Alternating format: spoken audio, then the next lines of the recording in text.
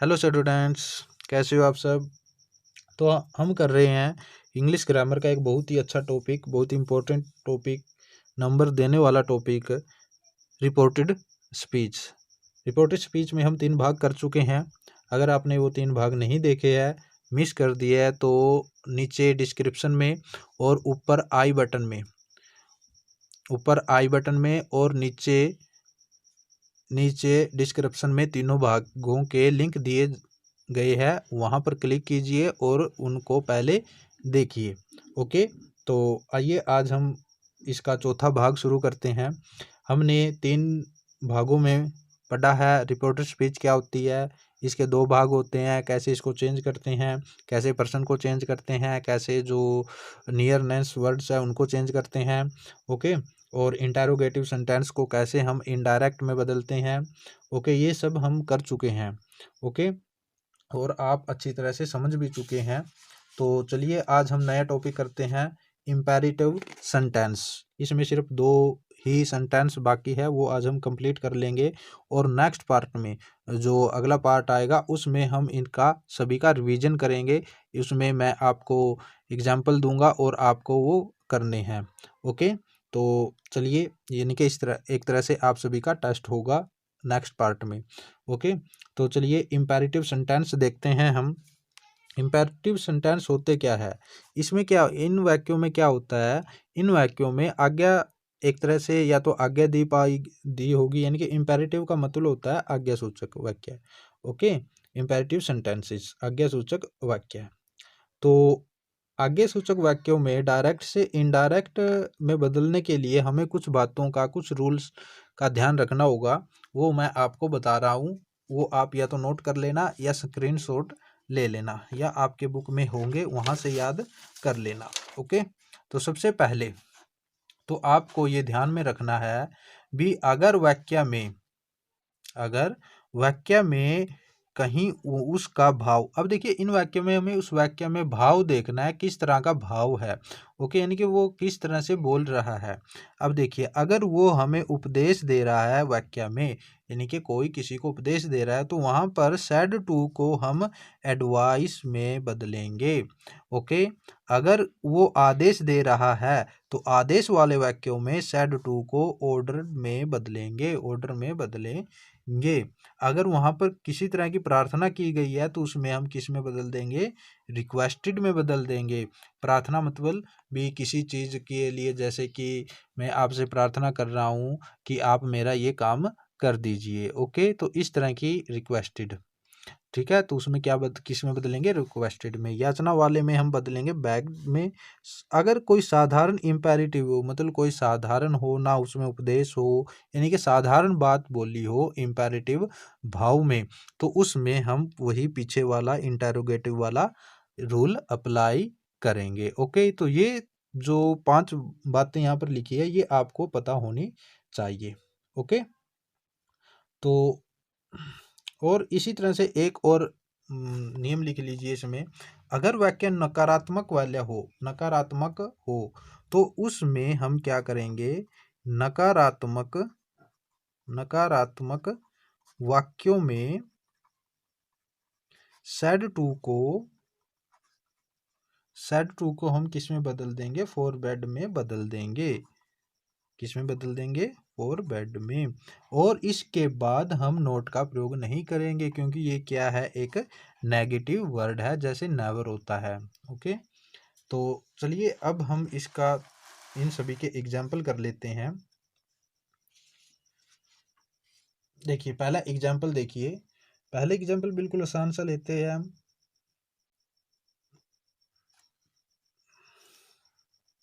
देखिए, और एक बात और ध्यान में रखनी है, जब हम क्या करेंगे, इनको एडवाइस्ड में बदलेंगे, ऑर्डर में बदले, रिक्वेस्टेड में बदलें, इनके बाद देखिए पीछे वाले वाक्यों में हमने दैट का प्रयोग किया था, लेकिन इन वाक्यों में हम क्या करेंगे, टू का प्रयोग करेंगे। ओके, देखिए इनके एग्जाम्पल देखते हैं 2-3, उसके बाद आपको ये अच्छी तरह से समझ में आ जाएंगे। देखिए पहला एग्जाम्पल बिल्कुल आसान सा लेते हैं।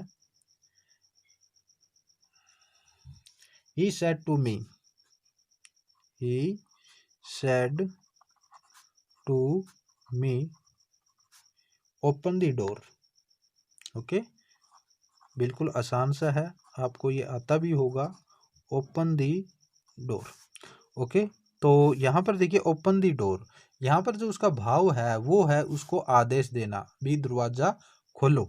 तो इसमें हम सेड टू को जहाँ पर आदेश वाला हो वहाँ पर क्या में किस में बदलेंगे, ऑर्डर में। तो यहाँ पर हम लिखेंगे ही ऑर्डर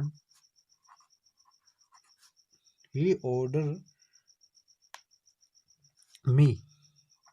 ओके, कोमा को हटाएंगे और यहाँ पर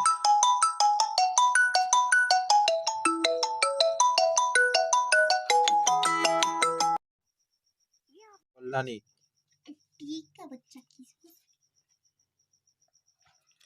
तो सेट टू को हमने बदला ऑर्डर में, ही ऑर्डर में। अब देखो कोमज को हटाएंगे हम और किस कंजक्शन किसका प्रयोग करेंगे हम, टू का। तो ये देखिए to open the door. Okay, तो ये था एग्जाम्पल, इस तरह से हमें इसमें बदलना है। ओके, तो इसी तरह से अगर एक और एग्जाम्पल लेते हैं हम, तो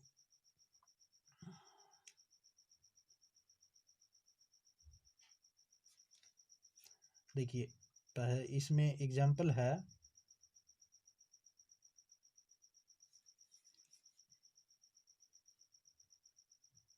he said to me he said to me he said to me he said to me help the poor, help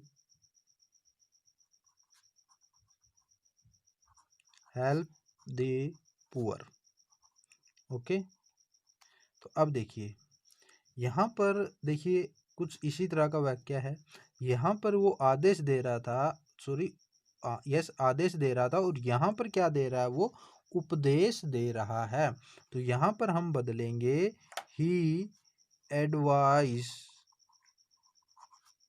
me to help the poor, me to help the poor.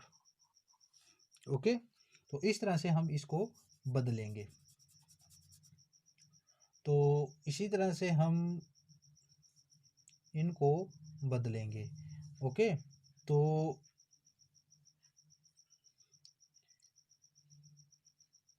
चलिए एक और example देखते हैं। I said to my father,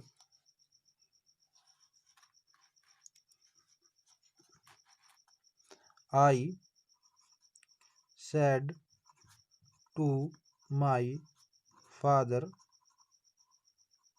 I said to my father allow me to go on an educational trip please, allow me to go on an educational trip please. अब देखिए यहाँ पर please लग गया, तो इसका मतलब यहाँ पर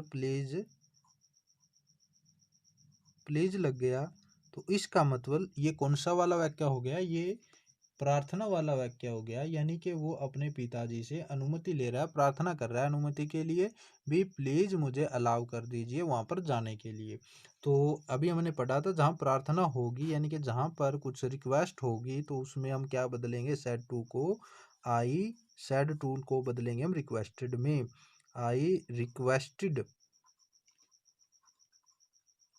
requested my father to go to allow my father to allow. अब देखिए यहाँ पर क्या आ गया, मी आ गया। मी क्या होता है, फर्स्ट पर्सन। ओके, तो फर्स्ट पर्सन फर्स्ट के अनुसार चेंज होगा, तो यहाँ पर भी फर्स्ट है तो ये मी का मी रह जाएगा। ओके, तो to go on in educational trip, on in educational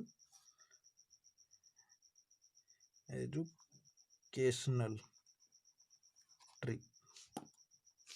okay, तो तो इस तरह से आप ये भाव को देकर इम्पेरेटिव सेंटेंस को चेंज कर सकते हैं। बस आपको ज़रूरत है थोड़ी सी प्रैक्टिस करने की। ओके, तो चलिए नेक्स्ट रूल पर चलते हैं। नेक्स्ट रूल हमारा बोल रहा है लेट वाले वाक्य का। तो देखिए लेट वाले वाक्यों को हम कैसे चेंज करेंगे। तो देखिए जो लेट वाले वाक्य होते हैं उनको चेंज करने के लिए भी कुछ नियम होते हैं। जैसे कि अगर लेट वाले वाक्यों में भाव उस वाक्य का अनुमति हो तो लेट को हम टू लेट में बदल देते हैं। ओके, ये ध्यान में रखना। अगर वहाँ पर भाव अनुमति हो तो वहाँ पर लेट को हम टू लेट में बदल देंगे।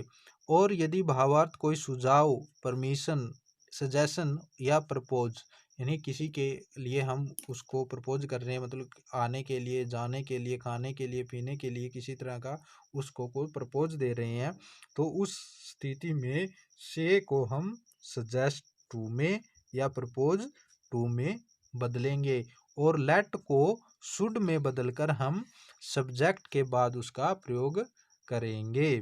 ओके, इसी तरह से अगर लेट के साथ अस आया हुआ है तो अस को हम निम्नलिखित तरीके से बदलेंगे।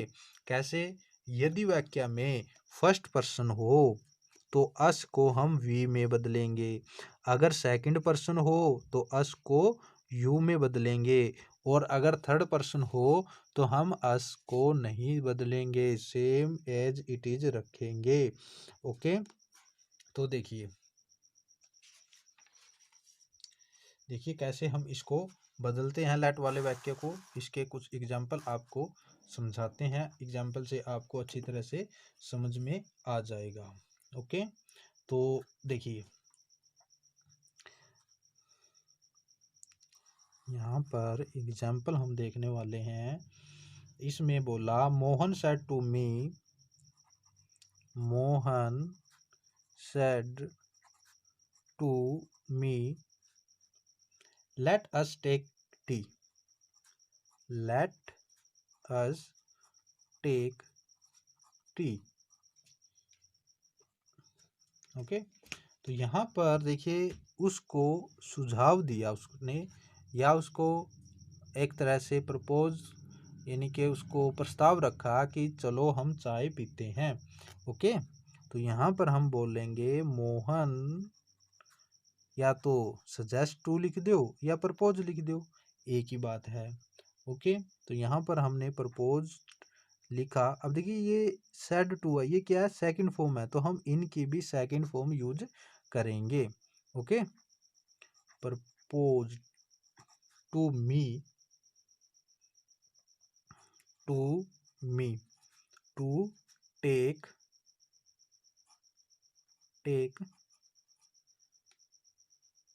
To take T.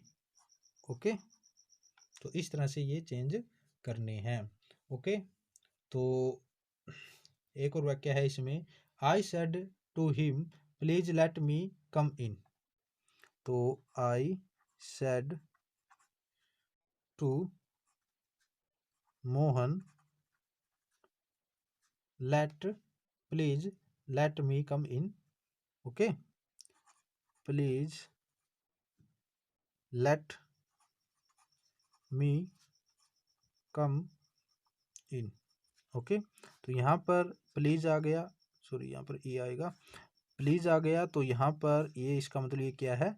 रिक्वेस्ट वो करने लग रहा है, तो यहाँ पर हम बदलेंगे सेड टू को रिक्वेस्टेड में। I requested Mohan, I requested Mohan, okay, to let me come in. Okay, come in. अब देखिए ये मी फर्स्ट पर्सन था, तो फर्स्ट का फर्स्ट कैसे आया? क्यों? क्योंकि ये किसके अनुसार चेंज होगा? इसके अनुसार, और ये भी क्या है? फर्स्ट पर्सन है, तो इसलिए ये क्या आ गया? ऐसे का ऐसे आ गया। ओके, तो इस तरह से ये बदलना था, तो इस तरह से हम इसको बदल लेंगे। ओके, तो आई होप इतना आपको समझ में आया होगा। ओके, तो एक और वाक्य देख लीजिए, ये शुड कि इसमें लेट को हम शुड में, लेट को शुड में कैसे हम चेंज करेंगे। देखिए एक वाक्य है, I said let us go out for a walk. Okay, अब देखिए यहाँ पर जो उसको मैंने उसको क्या दिया, एक तरह का प्रस्ताव दिया, सुझाव दिया। तो प्रपोज्ड आई प्रपोज्ड दैट। अब देखिए लेट अस आ गया। ओके, लेट अस आ गया। यहाँ पर अगर अनुमति हो और फर्स्ट पर्सन हो तो अस को हम किस में बदलेंगे, वी में बदलेंगे। तो वी और लेट को किस में बदल देंगे, हम शुड में बदल देंगे और सब्जेक्ट के बाद हम इसको रखेंगे। तो लेट इसके बाद ये आ जाएगा किस रूप में, शुड में।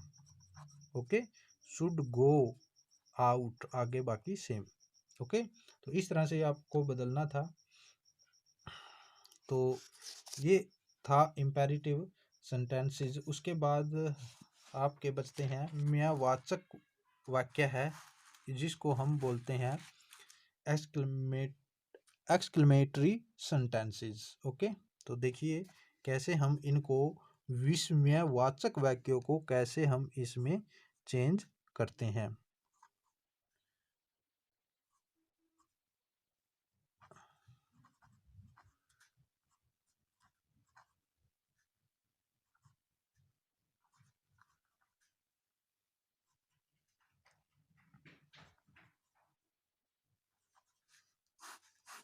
विस्मयवाचक वाक्य, तो अब देखिए सबसे पहले तो हमें ये ध्यान में रखना है, जो ये विस्मयवाचक वाक्य है इनको हमें साधारण वाक्य में बदलना है। यानी कि पीछे जो एक्सक्लेमेशन मार्क होता है इसको चेंज करके हमें क्या लगाना है, फुल स्टॉप का प्रयोग करना है। ओके, पहला नियम तो ये आपको याद रखना है। ओके, उसके बाद देखिए, उसके बाद यहाँ पर कुछ शब्द होते हैं, जैसे पीछे आया था अभी, आदेश को हम ऑर्डर में बदलेंगे, उपदेश को एडवाइस में बदलेंगे। उसी तरह से इसमें हमें ध्यान में रखना है, अगर वाक्य में हुर्रे हो यानी कि किसी तरह का खुशी हो, जैसे कि ये हो गया,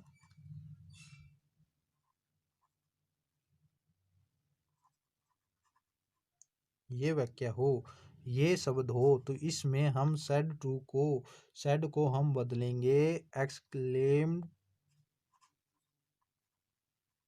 विथ जॉय।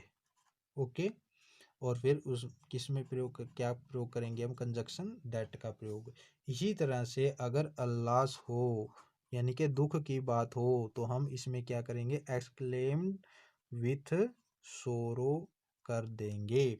ओके, इसी तरह से अगर ऐसा वाक्य हो व्हाट या how, we what how a wonderful, what a wonderful. ठीक है, तो इसमें हम क्या करेंगे, विथ, यहाँ पर एक्सक्लेम्ड ऐसे का ऐसा, विथ ऐसे का ऐसा, तो क्या लगा देंगे हम, वंडर का प्रयोग करेंगे।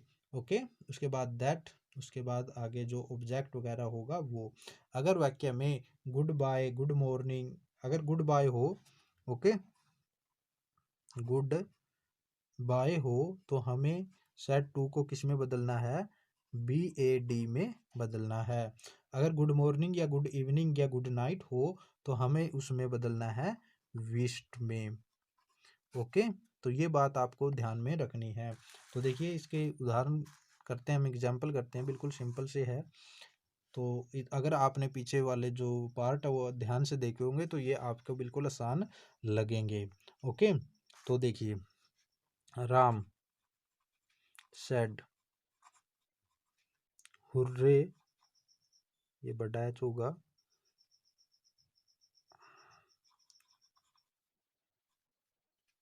We have won the match, we have won the match, भी हम मैच जीत चुके हैं। ओके, फिर ऐसे